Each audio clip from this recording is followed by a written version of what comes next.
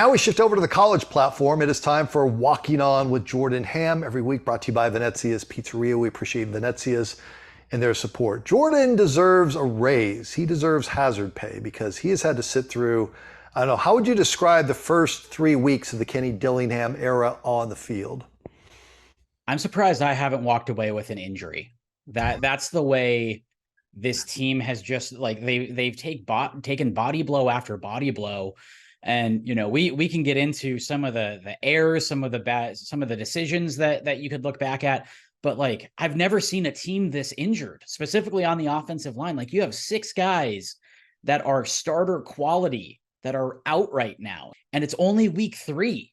Like that's the wild part is you now have to navigate your conference schedule, and all of these issues have already happened. And when are all these players going to come back? Yeah, and so the conference opens this Saturday. It's USC.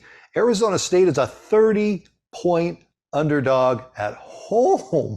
So I want to focus on USC for a minute because there's a ton of angles around Arizona to this game. Any of these guys, you covered them in high school, any of these guys jump off the map to you from USC?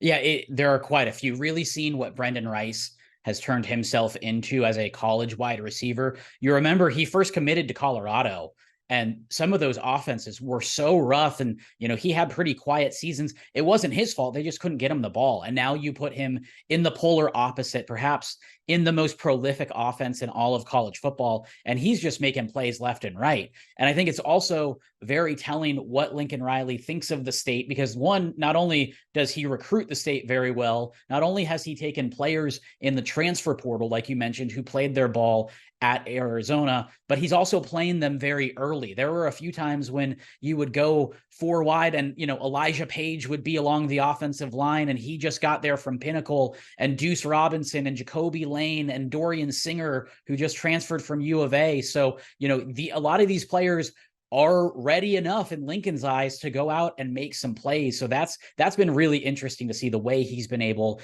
to get some of that talent over there and then take advantage right away. Let's flip it around to Arizona.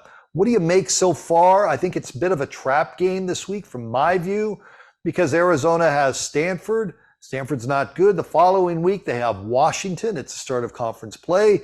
In years past, this is a game where U of A would stub their toe. What do you make out of U of A so far through 3 games?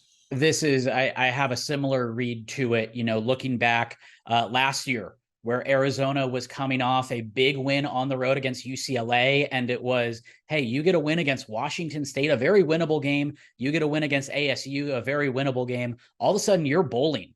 Like that was well beyond their expectations for that year. And then they play Washington State and just completely lay an egg. So I'm sure that Jed Fish is pointing to that game in preparation for this one, because Stanford's coming off a loss against Sacramento State. The conference is so deep, but you can see, it's going to take some work for Stanford to get back over the next couple of years as they shift over to the ACC. And then you have Washington waiting at home, where they played them pretty well last year. Washington was able to pull it out, but you have some really big games coming up where some dominoes can really start to fall. Some momentum can really get going if you win those games, but you got to take care of the task at hand. And I think that this is a more seasoned group. And this is a more level group on both sides of the football. So I think that they're going to be able to take care of business. But, you never know. That's the thing about college football. You never know with these athletes, if they start peeking ahead just a little bit and, seeing it could be a high profile game, and then all of a sudden they're stumbling against Stanford.